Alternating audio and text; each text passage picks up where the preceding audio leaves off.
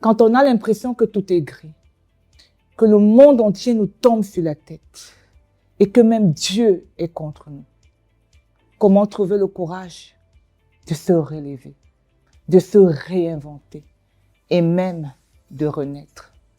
Renaître après un divorce, telle est la thématique que nous allons développer cet après-midi sur ce plateau. Mesdames et messieurs, bon dimanche et bienvenue à l'émission En toute sincérité avec le mentor Gaël. Émission qui décrypte les faits sociaux en toute franchise et à cœur ouvert. Je suis Madame Ghislaine et je vous retrouve après le jingle. Une fois de plus, bon dimanche et bienvenue sur le plateau d'En toute sincérité avec le mentor Gaël. Nous vous invitons à liker, à commenter et à partager. Moraliser n'est pas notre but ici, mais partager notre expérience et nos conseils reste notre priorité. Sans plus tarder, je vais accueillir ces jeunes dames. Elles sont toutes belles cet après-midi. Vous allez très bien? Merci. Bonsoir, mesdames. Bonsoir. Je vais commencer par Ghislaine Mathilde, mon homo. Ghislaine Mathilde Kenge, c'est bien ça? Ouais. Doctorante, ça va? Ouais, Vous êtes doctorante en sciences politiques à l'université de Garandéry. Vous êtes très belle. Est-ce qu'on m'a dit que les Ghislaines sont alors belles? Hein? Non, les Ghislaines sont belles. Hein? Excusez-nous de ne pas être humbles. Nous sommes les enfants du continent. On n'aime pas l'humilité. Donc, à côté d'elle, nous avons Maître Karine Gefak Ayang. Elle est avocate au barreau du Cameroun. Bonsoir, maître. Bonsoir, Madame Ghislaine. J'adore la couleur de vos chaussures. Merci, ça me rassure. En fait d'elle, nous avons Chantal. Alors, Chantal Yudom, elle est scénariste, elle est productrice et réalisatrice. Bienvenue sur ce plateau. Merci, Gisèle. J'aime beaucoup la couleur de votre robe, du Merci. vert. Vous êtes entendu avec le mentor ou quoi? Et pour finir, on a le mentor Gaël, notre consultante permanente. Bon après-midi, mentor. Merci, Madame J'aime Ghislaine. beaucoup votre gant. Nous aimons tous sur vous ce soir, cet après-midi également. Dans cette émission, nous avons un rituel que nous faisons à l'accoutumée. Il est vraiment très simple. Tout ce que vous avez à faire, c'est de m'écouter et de répéter après moi. Donc, vous levez la main droite. Je promets d'être sincère Je promets d'être sincère et de dire réellement ce que je pense, et de dire réellement ce que je pense, sans faux fuyant, sans faux fuyant, sur le sujet. sur le sujet. On applaudit. Donc, on va parler, comme on a dit précédemment, du renaître après le divorce. C'est le thème de cet après-midi. Et on constate que beaucoup de divorces sont initiés par les femmes, contrairement à ce qu'on pourrait penser. On constate que en France, 75% des femmes ont initié le divorce. Aux États-Unis, on en a 70%, pendant qu'au Cameroun, on a plus de 50% des femmes, et je suis sûre que Maître n'allait pas me contredire là-dessus, qui initient le divorce. Pourquoi les femmes renoncent-elles à leur statut de femme mariée ou à leur statut d'épouse? Chantal. Déjà, pour mon cas, je n'ai pas initié. Je suis divorcée, mais je n'ai pas initié ce divorce. C'est mon ex-mari qui a pris celui de demander le divorce. Donc, bon, moi, je me dis toujours et je me pose la question, pourquoi est-ce que il a demandé le divorce? Et je me réponds encore tout simplement parce qu'il est un pervers narcissique. Parce que je pense que j'étais peut-être une victime entre ses mains. Donc, du coup, je peux pas être victime et c'est lui qui va demander le divorce. Généralement, les femmes demandent le divorce parce qu'elles sont brutalisées, la violence verbale, la violence physique, elles connaissent tout genre elles sont en détresse en fait. Donc, à un moment, tu te dis, je peux plus supporter, donc je vais demander le divorce. Mais franchement, dans mon cas, avec tout ce que je traversais, il est quand même allé demander le divorce. Et quand on était devant le juge conciliateur, elle s'est posé la question, mais avec tout ce que je vois là comme preuve, comment est-ce que c'est lui qui va demander le divorce? Pourtant, la victime, c'est elle, mais elle n'a pas demandé le divorce. Et puis, j'ai pas demandé le divorce parce que je ne me sentais pas encore prête. Parce que moi, je pense que même pour demander le divorce, il faut se préparer à l'avance. C'est pas, on ne fait pas cela, on se lève pas un matin comme ça, on demande le divorce. Mais à mon avis, c'est parce que les femmes se sentent beaucoup oppressées dans les mariages, surtout aujourd'hui. Parce que je pense qu'avant, nos mamans avaient cette phrase, on doit supporter. Mais aujourd'hui, ça devient de plus en plus insupportable. Insupportable. Donc, ouais. Maître. Oui, votre question, pourquoi les femmes renoncent-elles à leur statut d'épouse? Dans votre question, j'ai le sentiment que la renonciation, c'est un acte volontaire. Elles renoncent parce qu'elles le veulent. Mais je pense que de ma petite expérience, les femmes sont contraintes souvent d'en arriver là.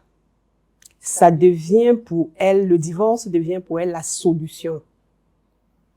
Et pourquoi si elles sont contraintes d'en arriver là? C'est justement parce que, pour de multiples raisons, qui sont subjectives les unes aux autres. Ça peut être pour une infidélité, ça peut être pour un adultère, ça peut être parce qu'elle ne se sent plus bien. Vraiment, il y a de multiples raisons pour lesquelles une femme en arrive à demander le divorce. Ben, sauf que comme là, je suis dans ma casquette de juriste et d'avocat, je vais vous dire que je vais profiter. Et d'ailleurs, vous nous l'avez dit peut-être en off, c'est une émission aussi qui entend éduquer, qui entend vulgariser, je vais pas dire les droits de la femme, mais qui entend vulgariser la procédure peut-être et les conditions de divorce. Donc, je vais en profiter pour dire que les femmes renoncent à leur statut d'épouse parce que les conditions de divorce qui ont été prévues par le législateur arrivent malheureusement dans leur couple. Donc, ça m'amène à vous dire que comme première condition de divorce, la loi prévoit l'adultère. Chaque fois qu'une femme, et là on parle des femmes, mais ça peut être vice-versa, chaque fois qu'il y a un adultère dans le foyer, un des époux peut demander le divorce et à ce moment, le juge se doit de prononcer le divorce. Se doit de prononcer le divorce.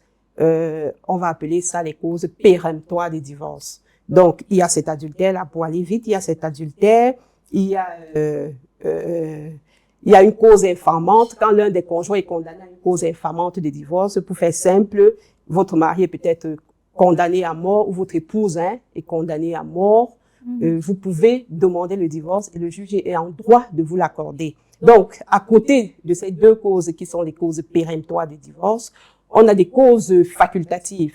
Facultatives simplement parce que dans ces cas, quand vous êtes évoqué, le juge a la possibilité, il a un large pouvoir d'appréciation, donc il a la possibilité de vous l'accorder ou pas. Ces causes sont résumées souvent en une phrase, sévices, injures et excès. Donc, maintenant, dans ces sévices-là, ces injures et ces excès, vous avez des injures normalement, vous avez des dénigrements, oui, vous avez des violences physiques ou morales. Toutes ces causes, une fois qu'elles se retrouvent, une fois qu'un conjoint les vit dans son ménage, il peut être amené à demander le divorce et de par là renoncer à son statut d'époux ou d'épouse. Ghislaine Mathilde. Ah oui. Pourquoi les femmes renoncent-elles à leur statut d'épouse?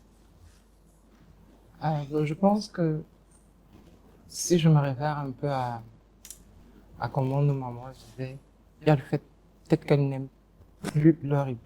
Je préfère dire ça comme ça. Lorsqu'elle n'est plus heureuse. Parce que je pense qu'on se marie parce qu'on sait. Si on renonce à ce statut-là, on va pas passer. Maintenant, comme disait Maître, il y a le fait renoncer, enfin, j'ai plutôt l'impression que on en arrive, les femmes arrivent là par contrainte. Je l'ai dit peut-être de nos jours parce que bon, à l'époque de nos mamans, c'était franchement impensable. Elles devaient rester là pour les enfants. C'était impossible. Et puis elles vont même, aujourd'hui encore, quand on cause avec les mamans, quand tu as des problèmes, tu parles à ta maman, maman, je veux plus, tu pars où? Pour rester. Une autre viendra, reste pour quitter ma part. Donc tu dois. supporter. Donc, aujourd'hui, c'est un peu difficile. C'est un peu difficile. Elle n'aime plus supporter. Ça devient compliqué. Moi, dans mon cas, ça m'a été imposé d'une manière franchement un peu difficile. Je voulais même pas. Pourtant, j'avais toutes les preuves. Mais moi, je voulais pas divorcer. J'étais prête à pardonner. Pardonner, je voulais pas. Mais bon, les choses m'ont été imposées. Et puis, elles se sont faites. Et comme elles se sont faites. Merci beaucoup. Mentor, pourquoi les femmes renoncent-elles à leur statut d'épouse? C'est comme toutes mes consoeurs l'ont dit, les femmes renoncent par dépit. Et on a qui divorcent en larmes. Certaines le montrent, certaines pas. Mais je vous assure que pour une femme divorcée, c'est comme avoir échoué quelque part. Et souvent, elles divorcent parce que le conjoint les pousse à divorcer. Parce qu'il y a des hommes très manipulateurs. Ils demandent le divorce directement. Mais il vous met dans des conditions où vous ne pouvez plus continuer le mariage. Donc, je dirais que les femmes divorcent lorsqu'elles sont au plus mal dans leur foyer, dans leur corps, dans leur esprit, lorsque le conjoint ne joue plus son rôle. Parce que je pense que quand le conjoint joue son rôle dans tous les sens, les femmes ne divorceraient pas. C'est quand il y a lacune au niveau du rôle que l'époux est censé jouer, qu'elles sont poussées souvent à contre-cœur à demander le divorce. Malheureusement, c'est un constat qu'on peut, j'ai pas envie de dire constater, qui s'impose. C'est un constat qui s'impose. Effectivement, beaucoup de femmes divorcent à contre-cœur. Et voilà, je vous ai entendu parler de violence. Et Maître aussi parler de violence. Ça peut être les injures, les violences peuvent être verbales. Et je sais aussi que vous nous avez dit que vous n'avez pas voulu divorcer, ça s'est imposé à vous. Et en off, vous m'avez dit que votre mari portait la main sur vous, votre ex-mari portait la main sur vous. Est-ce que vous pouvez nous raconter votre histoire? Dire que j'ai pas voulu le divorce, non, je voulais divorcer. Mais je dis, pour divorcer, on se prépare. On ne se lève pas un jour, on dit, je m'en vais divorcer, non. On se prépare psychologiquement, on se prépare émotionnellement, on se prépare financièrement. Et puis, pour couronner le tout, on se pose la question, comment est-ce que je vais faire pour que ça n'impacte pas au plus mes enfants? Parce que je pense que pour la plupart du temps, quand les femmes restent dans un foyer où elles ne sont plus heureuses, c'est par rapport aux enfants. Donc, on pense d'abord aux enfants. Et si on reste après peut-être les maltraitances, c'est encore parce qu'on a des enfants. On ne veut pas leur imposer un autre rythme de vie. C'est normal. Oui. Moi, je le dis. Quand j'ai l'occasion de le dire, je dis, j'ai été une femme battue. Si ça a été une fois, je suis une femme battue. Si ça a été répété 2 fois, je suis encore une femme battue. Et j'assume. Parce que c'est pour moi une manière de faire ma thérapie. Parce que c'est douloureux. Vous voyez? Et aujourd'hui, si je peux dire, j'ai été une femme battue sans couler une larme, ça veut dire que je suis guérie. Ça veut dire que je suis guérie complètement. Parce que j'ai été, et c'est moche. C'est moche si je dis, j'ai été battue, et que je vous dise que mon ex-mari a appelé une fois toute sa famille sur moi. Vous voyez, c'est 4 fois plus moche à entendre. Ça veut dire que je n'ai pas été battue par mon ex-mari seul, mais par lui. Sa belle famille. Ma belle famille. Et c'est moche. C'était quoi le problème? C'est venu de quoi? Non, il y a toujours les problèmes. Il y a toujours les problèmes. Le problème, c'est que quand les hommes, vous savez, je ne sais pas qui l'a dit ici, quand un homme et il y avait une femme et qu'il veut se débarrasser de cette femme, il invente tous les stratagèmes pour faire partie de cette femme. C'est ça. Donc, je me dis, pour moi, j'en rigole aujourd'hui, hein. Je dis, mon mariage, la date de péremption de mon mariage avait sonné et il fallait que je parte. Il fallait que je parte. Quelle que soit la manière, il m'a imposé de partir. Et moi, je lui ai dit non, je ne pars pas. Je ne pars pas. On avait signé bien commun. Ça va se faire selon la règle du droit. Je pars pas. Non. Pas après tous les efforts. Et tout ceci, c'était après à peu près 18 ans de mariage. Vous voyez un peu, après 18 ans de mariage, un homme te dit, ben, tu vas partir de chez moi, je veux plus de toi. Ouais. En fait, c'est moche. Mon histoire, moi, je dis toujours, mon histoire est très moche à entendre. Et ma belle famille n'a pas joué le rôle d'une belle famille. Au contraire, ils étaient, pour moi, le poison de l'histoire. Parce qu'ils ont joué un très, très mauvais jeu pour les 18 années qu'on avait fait ensemble et qu'à la dernière minute, je me retrouve en train de me demander qui sont ces gens. Vous voyez un peu? Donc, oui, les violences, je ris. Et quand je ris, là, ça veut dire que je vais bien. Parce qu'avant, quand j'en parlais, je pleurais. Je pleurais. Je pleurais. Et je pense même que, par moment, en parler, c'est un peu se replonger dans ces mauvais souvenirs et de se dire, c'est derrière moi, je peux faire avancer. Je pense en 2017, c'était la période la plus difficile de ma vie. Parce que le monsieur disait, coûte que vaille, tu vas partir de chez moi. Mes enfants, ils étaient devenus des guerriers. On était des guerriers parce que chaque soir, en fait, peut-être 2 fois ou 3 fois par semaine, ou peut-être 1 fois par semaine, on faisait les plans de combat, de quand il va rentrer, comment on va faire avec les enfants. Donc, c'était devenu une histoire, lui contre nous, les enfants. Et chaque fois que je priais, je disais toujours, les enfants, le capitaine de l'équipe est à l'extérieur, est dehors, il est occupé ailleurs. Espérons que il va reprendre ses esprits, il va venir, il va rentrer gérer l'équipe comme il était censé gérer. Mais malheureusement, en 2018, c'était la rupture totale. Le jour où sa belle famille, ma belle famille, sa famille, m'est tombée dessus chez moi et quand je vous dis c'est moche, je me suis retrouvée avec une double fracture à la cheville. J'ai fait 2 ans avec les béquilles, juste parce que les mauvaises personnes, je sais pas si je vais dire les mauvaises personnes, juste parce que ces gens s'étaient retrouvés chez moi pour me demander de partir de chez moi. Et je vais pas dire, parce que dit légalement marié, je suis pas sûre que ça comptait pour eux, parce que s'ils regardaient le légalement marié, et peut-être ils n'auraient pas agi ainsi, je ne sais pas, mais s'ils pensaient que j'avais été dotée selon les coutumes, les autres coutumes de chez nous, les Bamileke, ils n'allaient pas agir ainsi. Mais bon, en 2018, quand ils sont venus, je me suis en tirée avec une fracture. Ça s'est passé comment pour la fracture?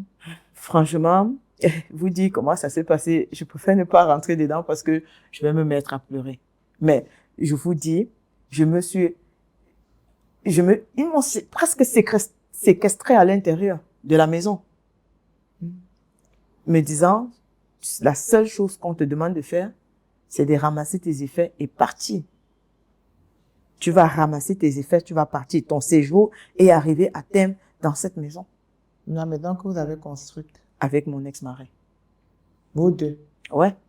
Ben, c'est un bien commun. Ça veut dire, ses efforts et mes efforts, on les cumulait pour pouvoir bâtir. Qui n'aimerait pas, quand tu te maries, tu te dis, en fait, dans notre société, quand on se marie, on se dit, la première des choses, c'est de partir de la location et avoir un chez soi. Donc, du coup, on a combiné nos efforts pour se construire une maison. Mais à la fin de l'heure, je pense que jusqu'à aujourd'hui, c'est cette maison qui fait partie de mon plus grand malheur. Parce que quand je le dis souvent, la seule chose qui m'unit avec mon ex-mari, c'est la maison. C'est pas les enfants. Parce qu'à la limite, il s'en fout des enfants. Il s'en fout carrément des enfants. Ce n'est que la maison qui l'intéresse. Vous voyez? Donc, je me dis, même en 2018, quand ils sont venus me mettre dehors, c'est parce que la maison, c'était leur priorité et non les enfants ou encore pas moi. On a divorcé en 2021, mais depuis 2021, on ne trouve pas un juste milieu pour passer à autre chose. Ça veut dire, pour moi, ma priorité, ce sont mes enfants. De toute façon, je le dis, à qui va l'entendre, je suis le père, je suis la mère. Mais pour lui, je ne pense pas que les enfants soient sa priorité. Donc, ça fait mal. repartir dans le passé, raconter les combats, les bagarres, les injures, les humiliations. Je vous dis, je ne peux, si je vous dis, oh mon Dieu, c'est juste parce que je me suis dit, c'est derrière moi. Il a été, pour moi, un monstre. C'est monstrueux ce que j'ai traversé. C'est monstrueux ce que j'ai traversé. Et la bagarre avec vous avez dit que les enfants, vous étiez déjà des guerriers. Vous m'avez dit quoi par là? Que chaque fois... Oui, chaque soir, on faisait notre plan de guerre. Quand il devait rentrer, quand on entend la voiture garée, chacun savait ce qu'il avait à faire. Parce que de toute façon, il me disait souvent, si je rentre et je te trouve encore dans cette maison, je vais te tuer. Je lui ai dit, mon frère, l'oiseau a vu ton caillou, tu vas seulement me tuer. Parce qu'on ne peut pas se mettre ensemble pour bâtir. Et à peine on a fini, la maison, on n'avait même pas encore fini de construire. Ça veut dire on était presque à la fin. Tu me dis de partir, je pars où? Il dit c'est le chez moi, j'ai dit correction, c'est le chez nous. Ben, après moi j'ai dit, entre parenthèses, ça c'est de l'arnaque. Moi je me suis dit, ça c'est de l'arnaque. Bon d'accord, tu as l'intention de m'arnaquer, mais je vais pas me laisser faire. C'est quand même un bien, on a pris, c'est après 18 ans de vie, avec un homme, c'est toute une vie, quoi. Et puis, j'étais même allée plus loin, je lui ai dit, peut-être tu vas trouver mieux d'ailleurs. Peut-être tu vas trouver mieux. Va. Si ça rame, comme on dit au quartier, si ça rame, tu peux revenir. No way. Non. Tu vas sortir d'ici. J'ai dit, cette phrase, tu vas sortir de ma maison, tu vas sortir de ma maison, tu vas sortir de ma maison. Bon. J'y suis toujours, en tout cas. Mais avec je sais pas comment on va dire, des tournures. Je veux dire, mon histoire, non. Je peux pas raconter ici parce que c'est comme des montagnes russes. C'est long. Parce que c'est depuis 2016, la rupture, c'est depuis 2016. Et puis, depuis 2016 jusqu'à aujourd'hui, c'est la torture, juridique. C'est la torture juridique. Parce que même après la non-conciliation, il a fait défense à exécution. Après qu'il ait fait défense à exécution, il a fait un truc en fond, le divorce à exécution et appel. Et puis au fond, il demande, il signe le divorce. Jusqu'à aujourd'hui, il n'a jamais payé un 5 francs de la pension alimentaire. Jamais. Jamais payé. Je veux dire, il n'a jamais respecté, ne serait-ce que une clause de l'ordonnance. Jamais. Et je vais vous surprendre. Mardi passé, nous sommes aujourd'hui jeudi, mardi passé, j'ai passé une journée en cellule à cause de lui. Parce qu'il est parti porter plainte pour destruction de biens, non-respect des clauses de la pension, non-respect d'une ordonnance de justice. Je vous dis, c'est l'oppression jusqu'à aujourd'hui. C'est l'oppression jusqu'à aujourd'hui. Et malheureusement, nos hommes de loi ne sont pas du côté de la vérité. Parce que quand il y a une paperasse, on n'a qu'à prendre la paperasse et feuilleter pour être au courant pour être au courant de ce qui se passe. Mais on a l'impression que, en fait, c'est un manipulateur, en fait. C'est un menteur, c'est un manipulateur. J'ai l'impression que, par moment, quand je raconte mon histoire, quand les gens me regardent, je lis dans leur visage, dans leur regard, à la femme ciment. Et on a tendance à croire ce que lui dit. Pourtant, il est carrément en train de, je dis, il ment simplement et carrément. Donc, c'est triste parce que j'ai toujours les fers dans le pied parce qu'après 2018, on m'a opéré, j'ai toujours les fers dans le pied. Il faut s'occuper des enfants, il faut s'occuper de tout. Et puis, je me dis, je vais traverser ce côté, l'autre côté. Je suis divorcée et puis je dois pouvoir avancer dans ma vie. C'est ça. Mais tant que il y a quelque chose qui nous lie, c'est pas facile d'avancer. Parce qu'il vous pourrit la vie. Il me pourrit la vie. De ce lien-là. Voilà. Il me pourrit la vie, en fait. Merci pour ce témoignage touchant. Ghislaine, Mathilde, vous avez aussi dit que le divorce est imposé à vous. Le divorce est imposé à vous. Vous aurez pardonné même, malgré tout. Et vous avez aussi dit que votre père n'était pas du tout d'accord pour ce mariage. Donc, racontez-nous notre histoire. Comment tout ça s'est passé? Comment vous êtes quittés d'un amour fou? Vous étiez prêts à tout pardonner, malgré tout ce qui pouvait se passer à un divorce? C'est compliqué de parler de soi.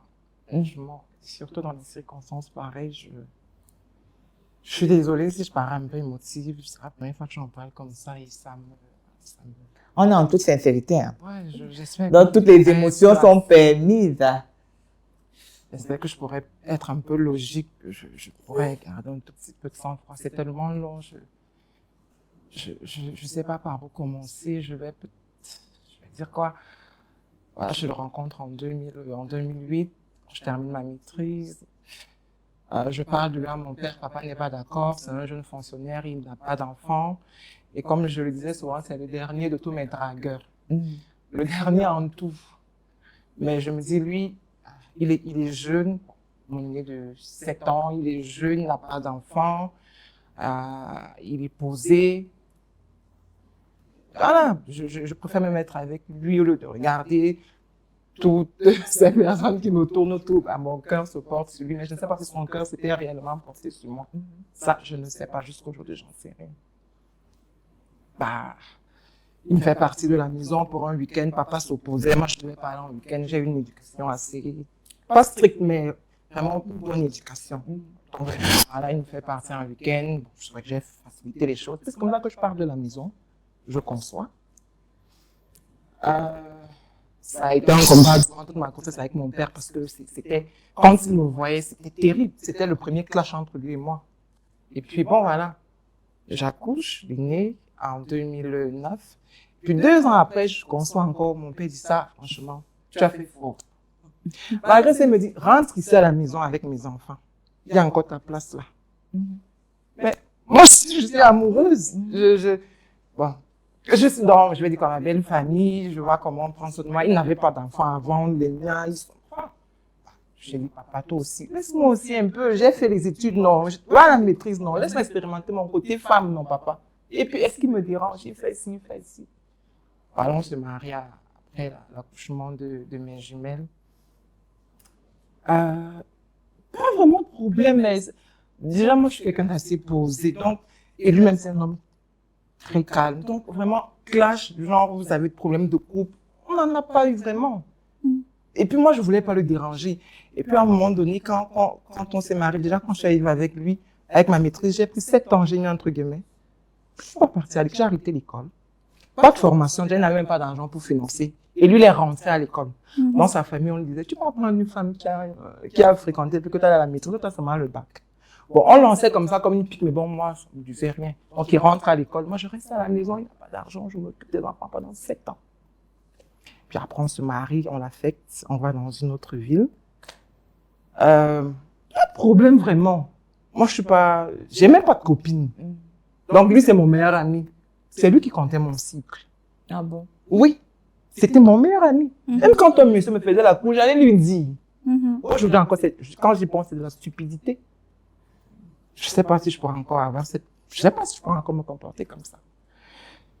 Et donc, quand je conçois le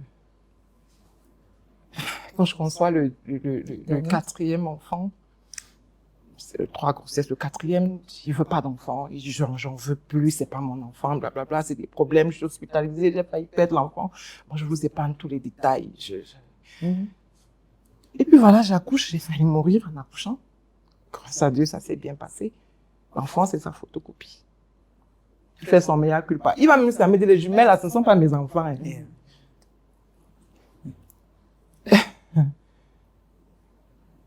Donc, quand j'accouche, il y a toujours... Bon, moi, je ne vais pas dire que ce sont des problèmes parce qu'on réussissait toujours à trouver le juste milieu. Et puis après, il revenait avec les cadeaux, pardonne-moi, blablabla, tout le rituel. Bon. C'est mon meilleur ami, hein, avant tout. Parce que pour se marier avec quelqu'un, pour moi, il faut qu'on soit amis. C'est clair. Donc, c'était mon ami. Puisqu'il comptait mon cycle, moi, je ne peux pas vous dire, je ne connaissais pas ma période d'ovulation. Je vais vous dire la vérité. Je connaissais quand je saigne. Et puis quand j'arrête de saigner, le reste, c'est lui qui gérait. Donc, quand il m'a dit, c'est même pas mon fils, j'ai même pas ma maman dit, je lui ai dit, fais tes conneries là-bas. Alors, j'accouche, on construit la maison. Je peux pas aller contrôler le chantier parce que la grossesse est difficile. Le médecin, le gynécologue m'a imposé vraiment un statu quo. J'étais à 110 kilos, je faisais rien, les douleurs, menace d'avortement. Et il avait une relation extra. Donc, c'est elle qui allait gérer Le chantier. le chantier. Les maçons pensaient que c'est elle. L'épouse. Je suis au courant de rien. Alors, j'accouche. On intègre la nouvelle maison. Je ne remarque pratiquement rien d'anormal. Et puis, Donc, elle a géré tout le chantier. Elle gérait le chantier. Moi, je pouvais pas me déplacer. Parce que moi, il ne faut pas de bébé bouger. Donc, et il voyait comment je pleurais toutes les nuits. Excusez-moi, c'est peut-être un peu intime, mais même au niveau, je vais dire quoi, des rapports de couple normaux, le gynécologue lui a dit, soit tu la laisses accoucher, soit tu continues à avoir des rapports et elle perd l'enfant. Donc, il faut faire un choix. Alors moi, je me dis, c'est à ce moment qu'il a profité vraiment pour asseoir sa relation. Et je trouve que c'est tellement méchant parce qu'il voyait comment je pleurais toutes les nuits de douleur. Je n'arrivais même pas à me retourner sur le lit. C'est lui qui me Retournait. Et puis, bon, on intègre la maison. Je décide quand même de rentrer à l'école parce qu'avec la grossesse, j'ai dit, j'accouche d'abord, puis je rentre à l'école, je rentre m'inscrire en master 1, master 2, je refais le master 1. Il n'y a toujours pas de problème. Quand je remarque même quelques petites instabilités dans sa façon de fonctionner, je lui pose la question, il me dit, non, ma chérie, je t'ai dit, la confiance, je peux pas traduire ça mot à mot en néon, c'est une façon de dire, je suis pas la dose des enfants. Je suis pas le goût des enfants. Ne t'inquiète pas, je t'ai dit, j'ai fait un choix, c'est toi. Vous voyez, tout ce rituel, du coup, je n'avais pas besoin de fouiller un peu. Même quand elle allait passer la nuit chez elle, je vais travailler. Moi, je crois qu'il va travailler. Quand je l'appelle, j'entends des bruits comme des voix derrière. Non, comme les la assiettes. Photo. Non, ouais, quand les photocopieuses. L'imprimante. Dans son boulot, en fait, il avait souvent des problèmes avec son chef. Et il m'a dit, voilà, comme j'ai pas avec lui en journée, c'est plus évident de travailler. Donc, dans la nuit, moi, je vais rentrer à la délégation, je vais travailler. Donc, du coup, quand moi j'appelle, j'entends le bruit des imprimantes, etc. Au travail. Ça va. Il faisait quoi? Il faut que vous appeliez l'imprimante. C'était Il a mangé dans son téléphone. Je sais pas. Et donc, du coup, quand il rentrait à 7h du matin, tranquille. Moi, je sais, je laisse même dormir. Voilà, je mets l'eau. Quand les mamans sont appris, non. Jusque là, quand je pose des questions, rien. Puis après, on l'a fait dans une autre vie, je reste là. Ça commence à être un peu compliqué au téléphone. Quand j'appelle, on ne touche pas. Après, on m'appelle, après, on me menace un peu. Après, on ne rappelle même pas. Après, on fait même 2 jours, on n'appelle pas. Après, je dis la fin ici. Je viens en week-end là. Non. Tu as laissé les enfants avec qui? Non, attends, j'arrive. Et ça rend la nuit quelques jours après. Donc, il pousse la chose. Et puis, je le sentais, c'est trop long. Il vient quand les enfants, ils avaient, il m'amène ici à Yaoundé, les enfants ont passé 2 semaines avec leur grand-mère, qui est sa maman. Moi, je ne connais pas que là-bas, chez la maman, il y a, je sais pas comment je vais dire, son épouse actuellement qui l'attendait là-bas. Et puis, c'est comme ça que les enfants sont au courant de la relation avant moi. Mon fils est né, il avait 8 ans, les jumelles avaient 6 ans, et le tout petit avait 1 an et demi. Et donc, quand j'appelais tous les soirs, c'était tellement tendu au téléphone, je ne comprenais pas. Et quand j'appelais la maman, elle ne me disait rien. C'est bien après que les enfants m'ont expliqué que maman, quand tu appelais tous les soirs comme ça, en fait, on restait se moquer de toi. Grand-mère et papa restaient se moquer de toi avec tantine. Ah bon, tantine, machin. Belle-sœur. La femme là vivait chez la maman. Elle allait passer du temps là-bas, elle allait montrer. Et la leur maman était au enfant. courant. Mais oui, parce qu'elle avait montré l'enfant. Donc voilà, nous sommes mariés. Et pas. Cet enfant avait 1 an d'écart avec notre dernier.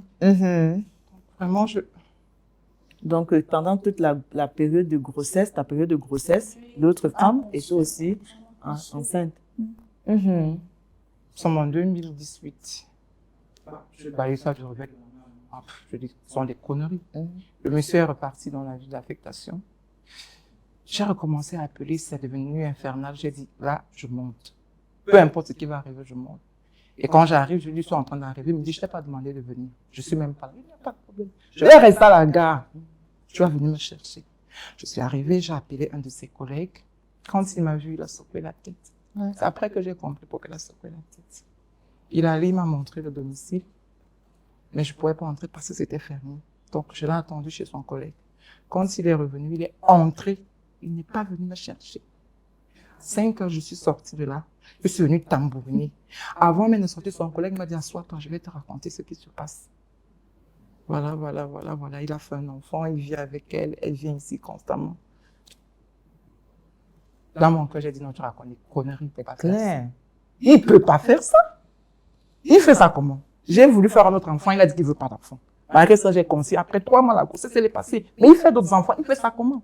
C'est pas possible. Donc, à 5 heures, je suis allée tambouriner.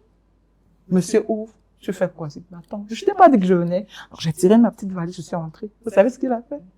Il m'a attrapé. C'est toi, monsieur. Vous voyez mon gabarit? Il est plus grand que moi.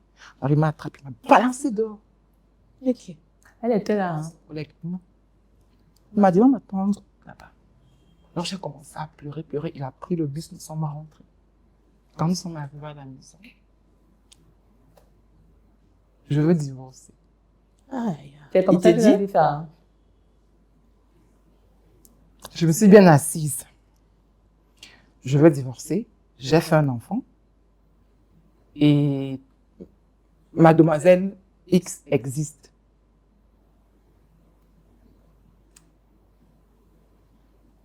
La première des choses, je lui ai demandé, l'enfant à quel âge? Il me dit 1 an. Je lui ai dit, viens me donner l'enfant. Parce qu'entre lui et l'enfant qu'on n'a qu'1 an d'écart, viens me donner l'enfant. Tu n'es pas le premier homme à l'avoir fait. Viens avec l'enfant. Je vais m'en occuper. Il m'a dit non, je ne veux plus. Je lui ai dit, qu'est-ce que j'ai fait? Fais asseoir ma famille, qu'on parle. Il me dit, pas d'assise. Je lui ai dit que je ne veux plus. Je me suis juste levée, j'ai commencé à décrocher les photos au salon. J'ai pris la photo de ma maman qui était décédée, j'ai commencé à pleurer.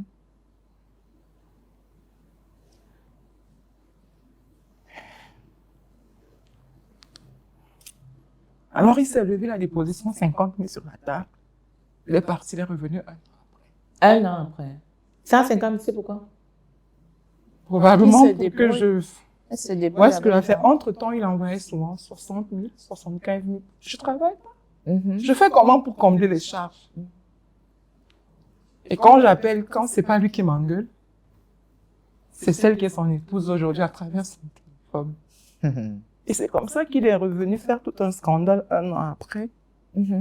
Il a déchiré nos photos de mariage, il a cassé. J'ai sauvegardé juste quelques photos pour les enfants plus tard. Il a porté ses habits, il était avec son petit frère, il a mis dans la voiture, il est reparti. Le mois qui suivait, il y a un huissier qui arriva à la maison, qui m'a remis, je crois que c'est une assignation, une sommation. Merci. Au tribunal de grande instance.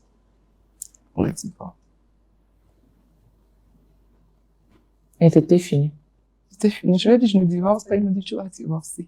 Personne ne me fera faire ce que je ne veux pas. Je veux que toi, tu vas divorcer. Et puis voilà, c'est comme ça que... Et vous avez pu revoir votre père après ça? Oui. Avant qu'il ne meure, je lui ai demandé pardon. Parce que je sais que c'est l'une... Il est mort avec cette grosse douleur dans le cœur. Et quand papa est décédé, il était au courant. Sa famille était au courant. Personne n'est venu. Personne n'est venu. Je n'ai même pas reçu 10 francs de sa part. C'était le seul beau-fils. Et du coup, au village, puisque... Et vous étiez encore légalement mariés? C'est moi qui devais habiller mon père et je l'ai habillé. Au village, on a tout compris. Tu l'avais quand même appelé? C'est lui qui m'a appelé pour me Vous souhaiter mes des condoléances. Donc, il savait, sa maman savait, il m'a dit, envoie-moi le programme. J'ai envoyé le programme. Ils sont tous ici à Yaoundé, c'est leur village. On ne sait pas comme s'il fallait partir des kilomètres. Et mon village, c'est juste là au bas, là. Donc, c'était pas un deuil qui, tout le monde connaissait, mais même pour les enfants, personne n'est venu. Jusqu'aujourd'hui.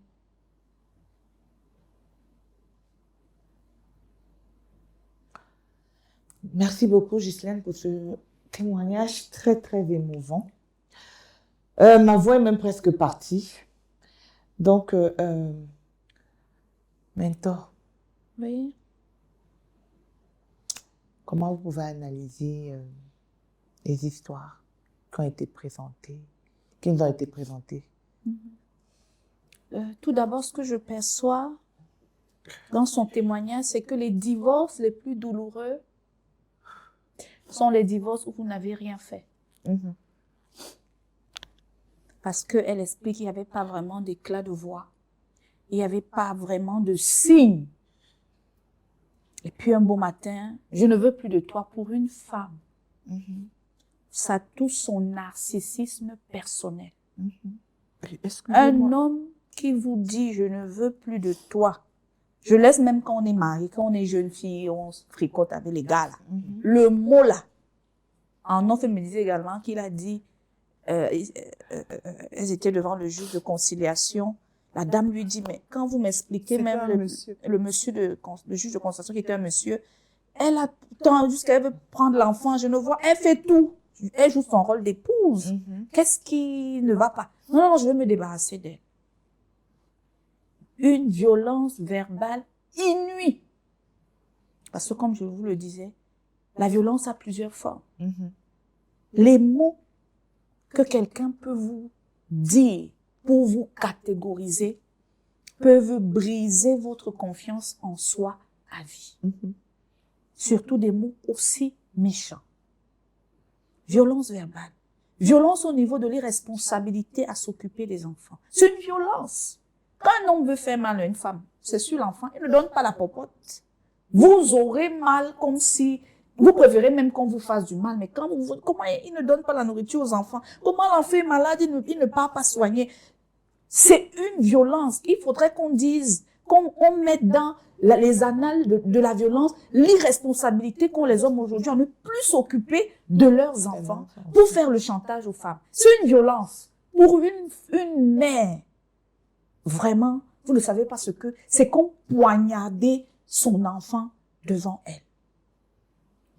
Il ne vous tapait peut-être pas physiquement, mais vous avez tous les signes des femmes battues psychologiquement. Moi, je pense que ça aurait même été mieux. Excusez-moi de vous couper la parole.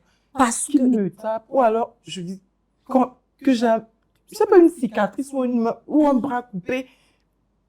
En fait, là, on voit au moins la cicatrisation. Mais là, rien, c'est invisible, c'est caché.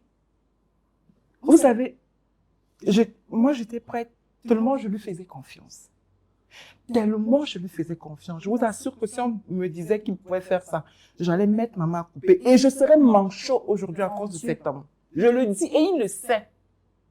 Parce que je lui m'avais dans la paume de main. Il le sait. De là à me dire, quand un homme ne voudra plus de toi, je t'ai fait 4 enfants. Tu n'as plus de valeur. Et c'est quelque chose qui me hante. Et beaucoup d'hommes africains, je ne connais pas le contexte européen, beaucoup d'hommes africains disent ça aux femmes. Tu ne vaux plus rien, qui va t'accepter avec tes 4, d'autres disent même tes 4 bâtards. Ils disent ça. Et si vous n'avez pas fait un travail sur vous, à un moment vous allez croire, vous allez peut-être vous avez fait des césariennes. Nos corps changent à cause des hormones quand on a accouché. Vous allez vous mirer, vous allez dire peut-être il a raison, hein. Parce que lui au moins, peut-être il restait avec moi parce qu'il savait que les cicatrices, c'est sa faute. C'est ça, c'était notre homme. Parce qu'on en parlait, ça m'a touchée. Elle me demandait, est-ce que notre homme, avec le corps de ses maternités, il va te regarder comment? Va me désirer. Désirer, c'est ça? C'est le mot qu'elle m'a dit. Tout le monde est-ce qu'il va me désirer? Qu'est-ce qu'on fait avec une femme qui a des maternités? Tu peux encore aimer ta femme parce que c'est ton enfant. S'il y a des traces de c'est moi. Et puis tu l'as C'est ça. connue quand elle était encore Voilà, bien jeune. voilà. Elle était Mais toute le jeune. enfant qui vient avec des traces d'autres enfants et le mariage a échoué, parce que je le disais tout à l'heure, le divorce pour les femmes, c'est un échec. Un échec. C'est Pour tout le perçu monde, pour tout le même monde, pour la hein. société. Pour tout le monde, même pour le monsieur, pour l'homme, pour le couple. Mais pour la surtout famille. pour la femme. Mais surtout pour la femme. Pour la femme. Parce que la Les femmes aussi peuvent se remarier. Non, c'est mais pas ça, comme ça prend beaucoup plus de temps quand même.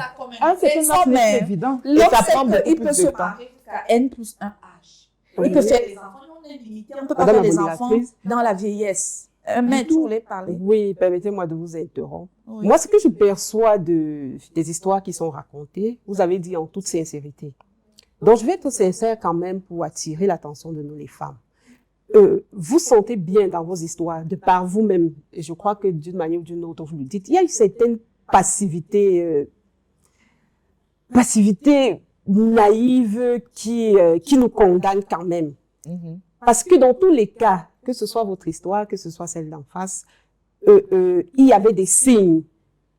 Il y a des signes précurseurs que nous, les femmes en général, je m'inclus là-dedans, que nous refusons de voir.